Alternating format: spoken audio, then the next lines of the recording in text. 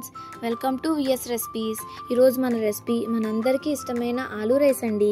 దానికి కావాల్సిన ఇంగ్రీడియంట్స్ ఏంటో చూసేద్దాం, వచ్చేయండి.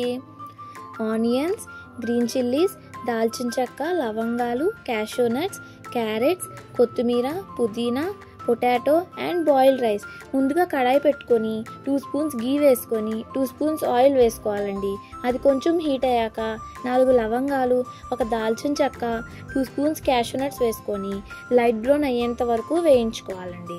అది కొంచెం లైట్ బ్రౌన్ అయ్యాక ఒక ఆనియన్, 2 గ్రీన్ చిల్లీస్ వేసుకొని 1 నిమిషం పాటు వేయించుకోవాలండి. అది కొంచెం వేగాక 2 క్యారెట్లు కట్ చేసుకొని వేసుకోవాలండి. 2 పొటాటోస్ని నేను ముందుగా సాల్ట్ వాటర్లో వేసుకున్నానండి కట్ చేసుకొని, ఎందుకంటే పొటాటోస్ పాడవకుండా ఉంటాయని చెప్పి.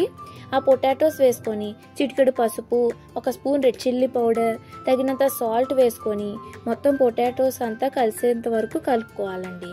అది మొత్తం కలిసాక 1 స్పూన్ అల్లం వెల్లుల్లి పేస్ట్ వేసుకొని ఒక పచ్చివాసన పోయేంత వరకు ఫ్రై చేసుకోవాలండి.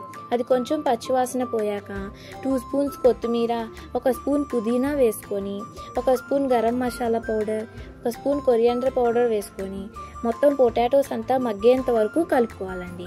పొటాటోస్ మగ్గాక రైస్ వేసేసుకోవడమే అండి. ఆ రైస్ నేను వీడియోలో చూపించాను కదండి, ఒక బౌల్తో, దాంతో 2 బౌల్స్ రైస్ అండి. మొత్తం రైస్ అంతా పొటాటోస్కి మిక్స్ అయ్యేంత వరకు మిక్స్ చేసుకోవాలండి.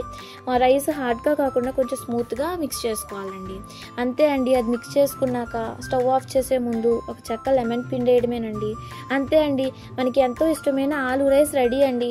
ప్లీజ్ అండి నా ఛానల్ లైక్, షేర్, సబ్స్క్రైబ్ మర్చిపోకండి. Thanks for watching.